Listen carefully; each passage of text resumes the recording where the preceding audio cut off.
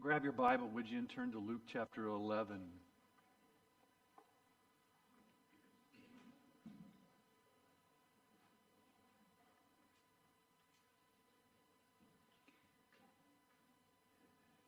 We're going to be verse 37 through 54 this morning.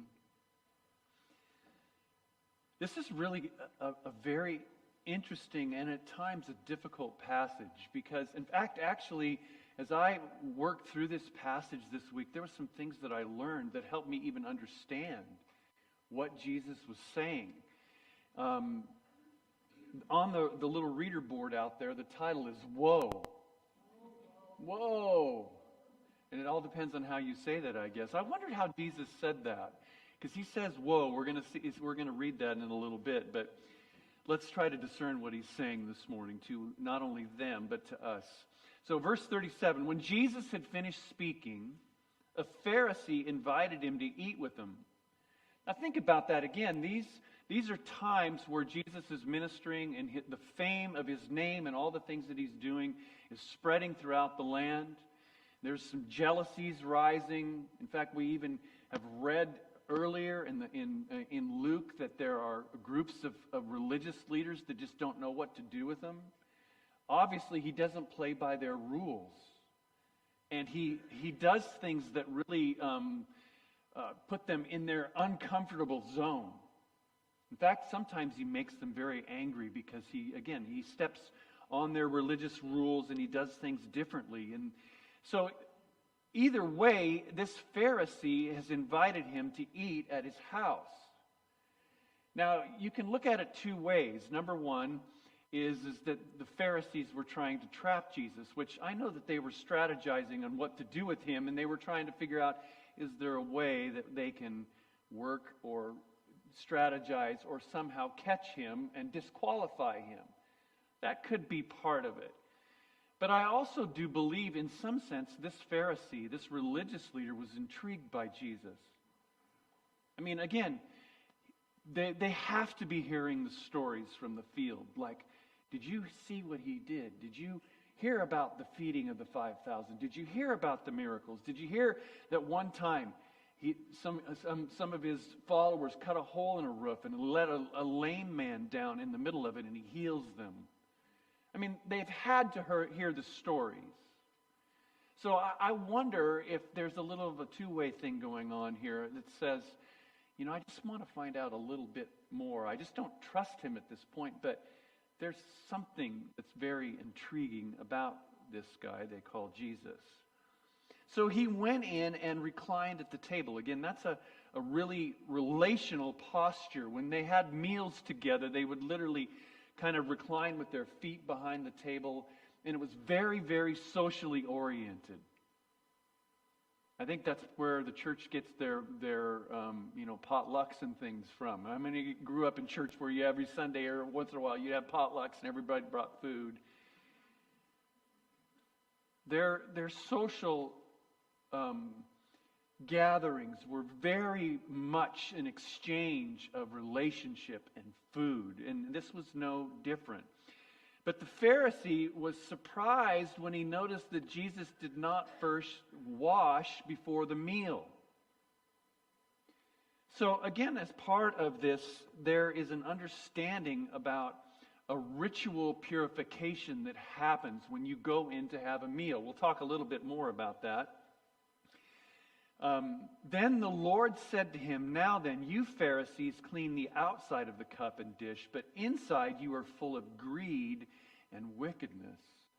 You foolish people, do not the one who made the outside make the inside also?"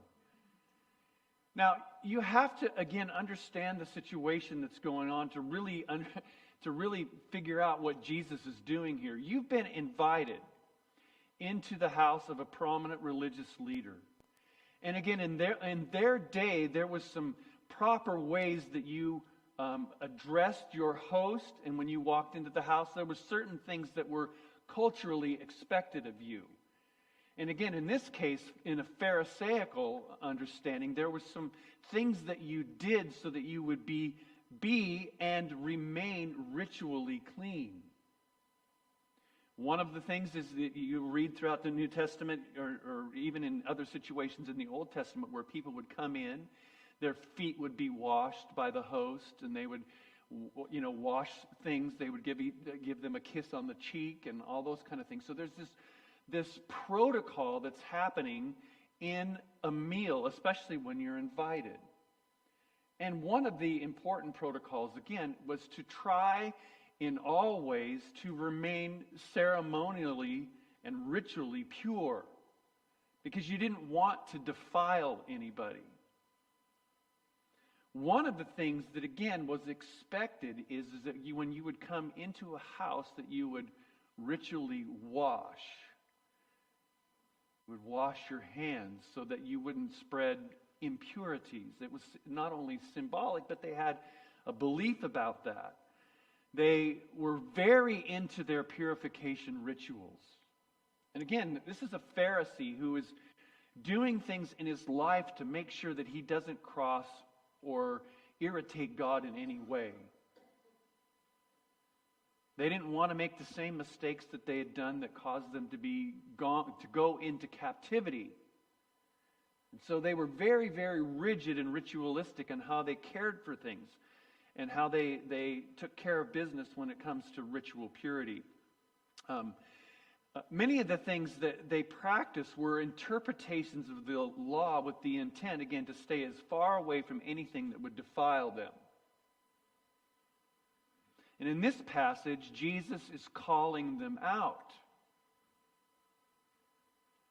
He's basically saying, you're concerned about the external issues, but what about the inside?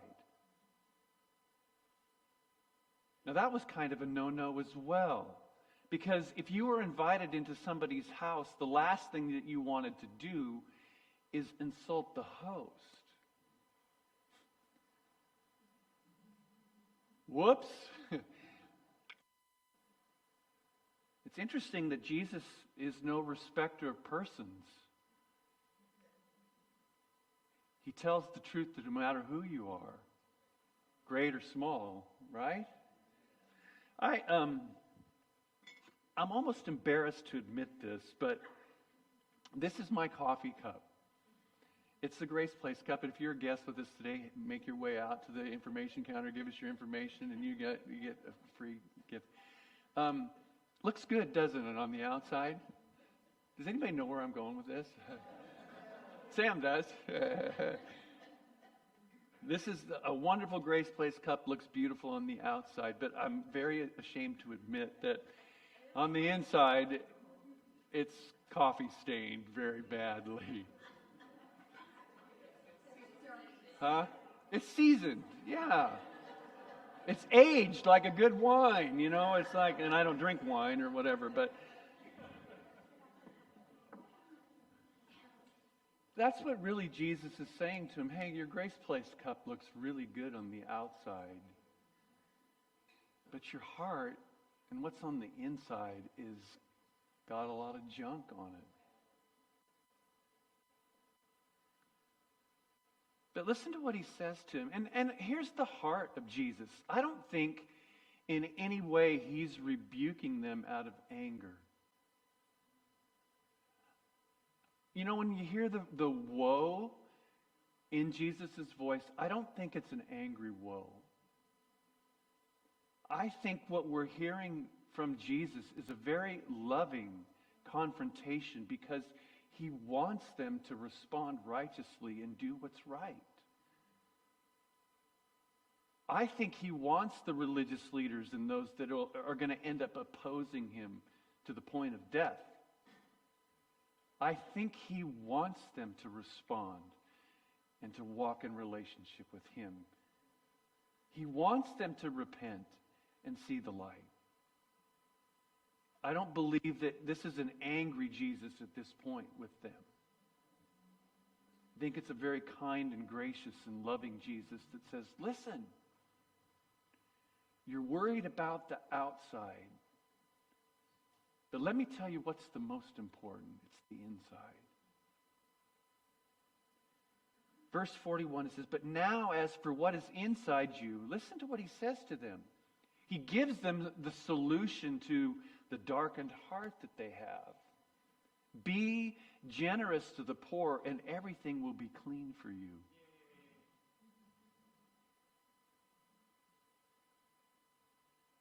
Well, the assumption here is that they were not generous to the poor. And what does that have to do? Why did Jesus even say that? Is it just about giving a few bucks to the poor dude on the street that can't walk or can't feed himself? No, it's really much more than that. See, for most of the Pharisees, they felt that the poor were potential people that would cause them to be unclean. If they came in contact with the poor, they were dirty, they were unwashed, they were ritually unclean. If you came into contact with them, what did they do? They defiled you, made you unclean. So then you had to go back and go through the ritual to be all clean again. So they didn't see the poor as someone to be loved and to be ministered to. They saw the poor as something or someone to avoid. Now, how do we know that? Well, there's a parable about that. The guy that was beat up by the robbers, and all the religious people came by and crossed the street because they didn't want to touch either a dead body or blood or whatever. They didn't know, so they stayed miles away from him, because if I go close to that guy, I'm going to be unclean. So poor were a problem.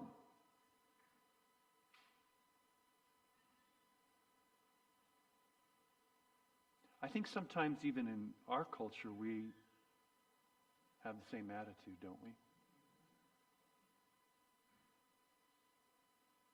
I mean, let's be honest. I mean, I think when we had Jeffrey with us, I think it was good for us to have Jeffrey here, because it reminded us of the humanity of people. And yeah, they bring their all kinds of things. Believe me, Jeffrey brought all kinds of things with him. But it reminds us that he was made in God's image. That, yeah, he struggled with a lot of things. But I think deep down in his heart, he wanted to serve the Lord. I watched him come here and prayed with him as he had tears in his eyes and wanting more of what God had for him.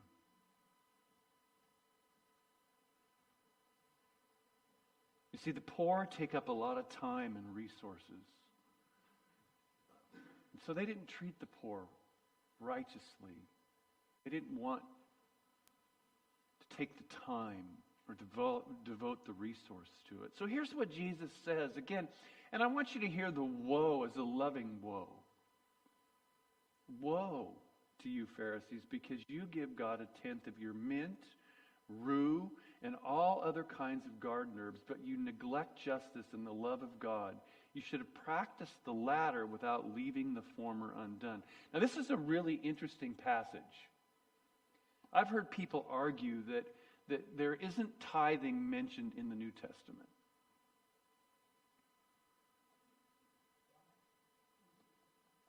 Here it is. One of the places. Now, what is Jesus saying here, and what's really going on here? You see, they believed that when it came to consumption of food, especially stuff that you grew or you purchased for eating, that if you tithed on that food, then the tithe itself made the food clean. I didn't know that. So Jesus tells them, you're tithing on your food to try to make it clean, as if that does what it's supposed to do. I don't believe that our giving makes our food clean. But Jesus says what you've done is that you have tithe, and that's a good thing, but you neglect justice and the love of God. You should have practiced the latter. So the Pharisees, again, believed that if you tithe on your food, then giving of that tithe would make the food clean. And Jesus affirms their tithe, but actually reframes it. Here's what he says about it. 2 things. Your tithing is self-centered. All about your own personal purity. It neglects thought for others. If I tithe this, then this food is going to be pure and it'll enable me to stay pure. Has nothing to do with anybody else. It's all about me. Jesus isn't saying, don't tithe. He affirms that. But he says, tithe with the right heart. It's not about you. He says the love of justice and the love of God. Here's the other thing, number 2. Tithing must also, and most importantly, be God-centered. We give out of our love for God, not for what we think we're going to get out of it. Did you all hear me in that?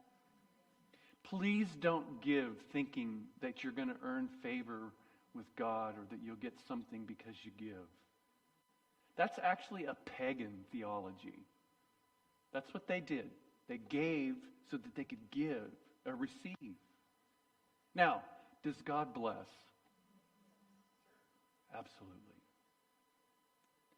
But we give to bless and to love God. And we give because we love God. That's the heart. And he's exposing them. He's saying, listen, give, tithe, but do it in the right heart. Don't do it for your own good. Do it for the good of others and your love for God. I hope that we all have that heart. Verse 43, woe to you Pharisees, because you love the most important seats in the synagogues and respectful greetings in the marketplace. Who's that about, by the way? It's all about me. Woe to you, because you are like unmarked graves, which people walk over without knowing it. One of the experts in the law answered him, Teacher, when you say these things, you insult us also. Yeah.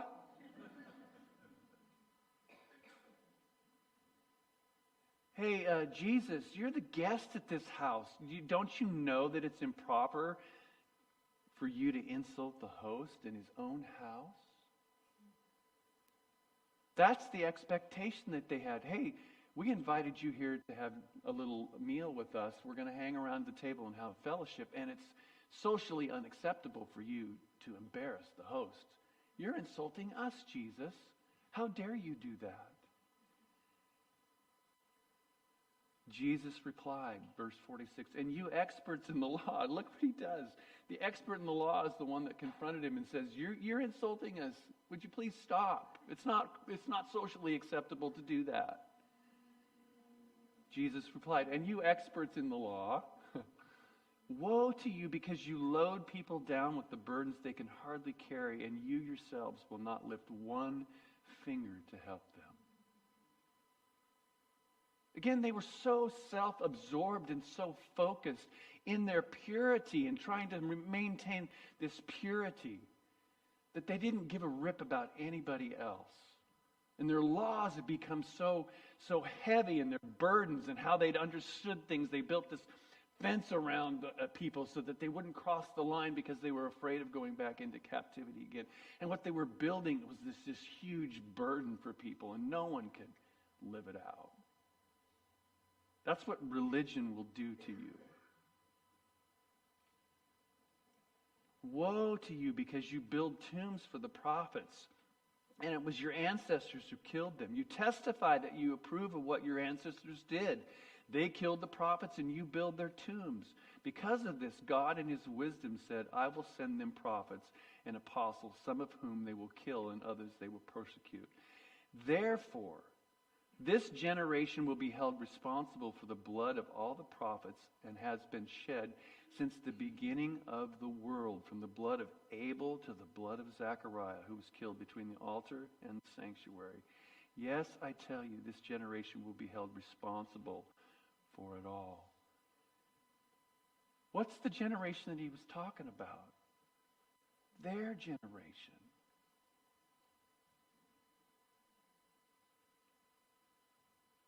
And Jesus was really trying to rescue them from experiencing the judgment that would come their way. In fact, in 70 AD, it happened. This is the 30s, 40 years after this is written or spoken, written later. All Hades breaks loose.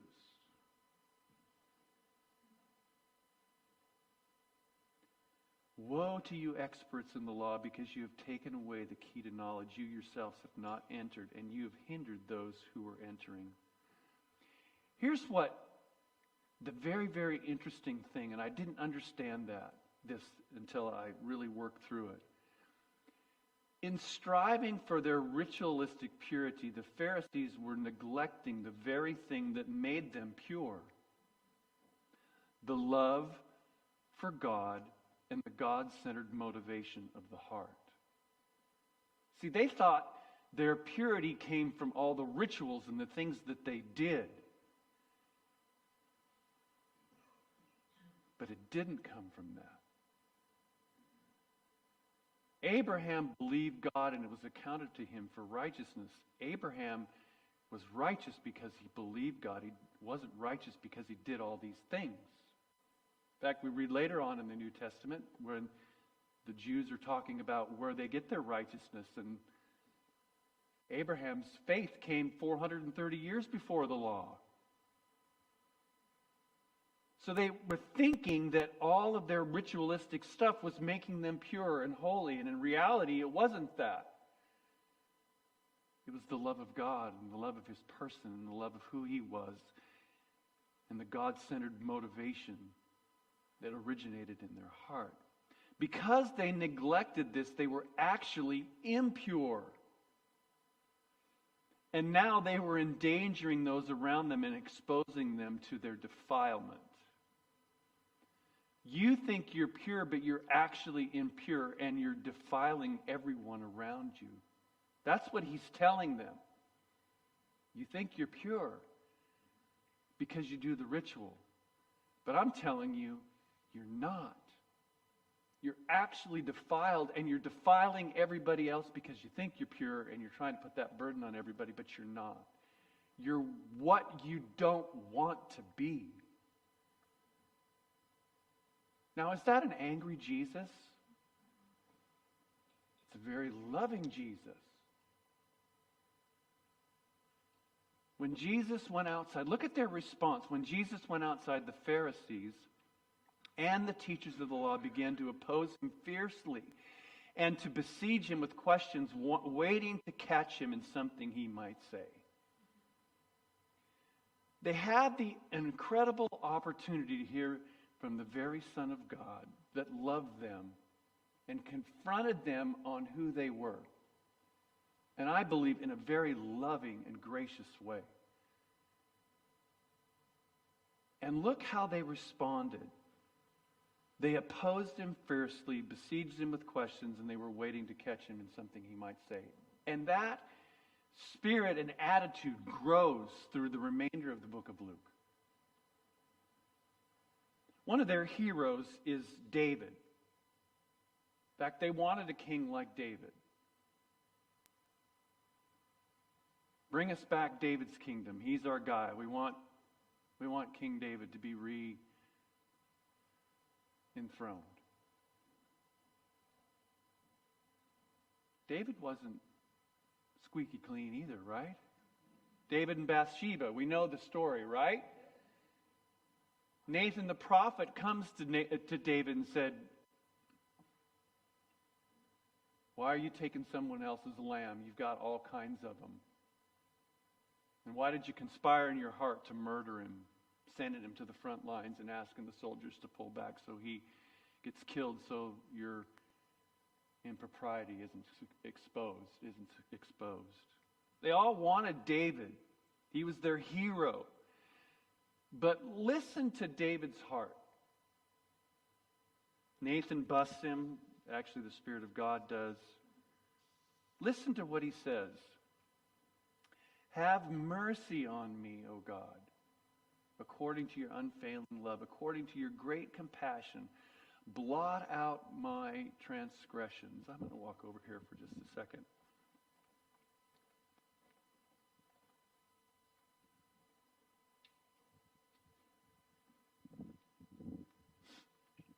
You remember my coffee cup, right?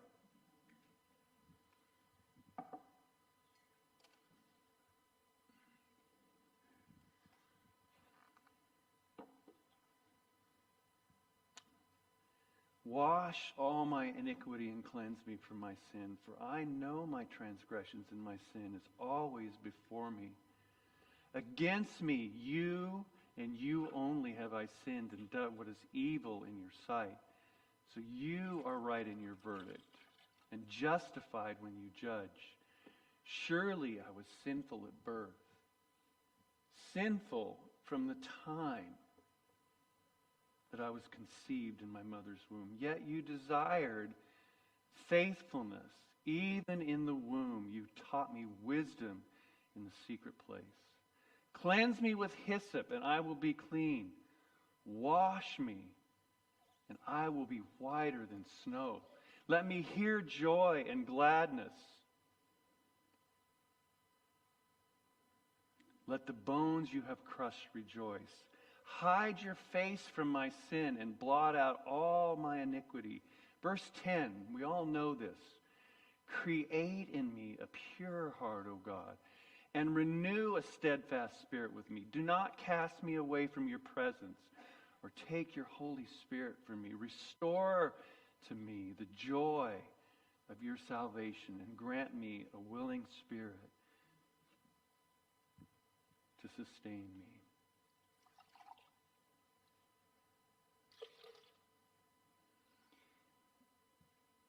See, David realized that it wasn't ultimately about his behavior. The behavior was bad. He made bad choices. David understood that his behavior stemmed from a heart issue. That's why he cries out, create in me a pure heart, O God, and renew a steadfast spirit within me. Didn't take very much to take the stained coffee cup and make it clean again. Magic sponge, baby, you gotta like that.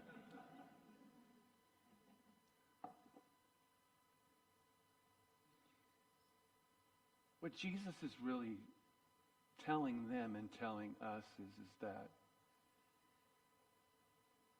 it's our hearts. Yes, we avoid behavior, but it must stem from a heart that's loving and pursuing God. That's what brings us a righteousness that lives out justly. I've been mulling through a song that's on a CD that I have about just wanting to know the Lord more. I tried to sing a song a couple of weeks ago, one, I Want to Know You, which was an ultimate failure on my part. I didn't give my wife a heads up to have the words here, so we fumbled through together, but it was all right.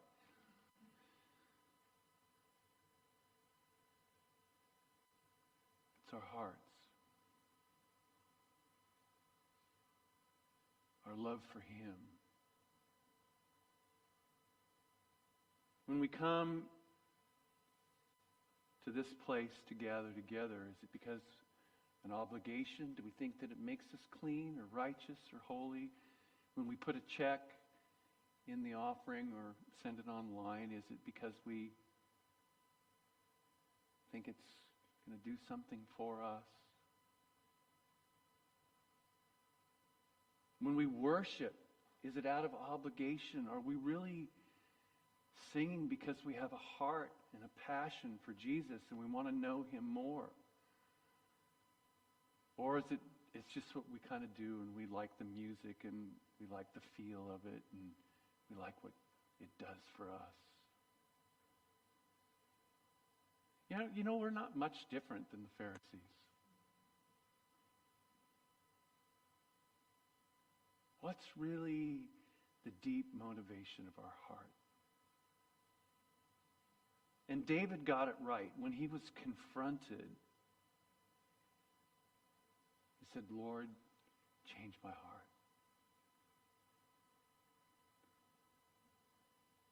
I'm sure that it grieved the Savior when the people that he loved and he lovingly confronted, instead of turning their focus and repenting and moving toward relationship with God, they decided to go the other way.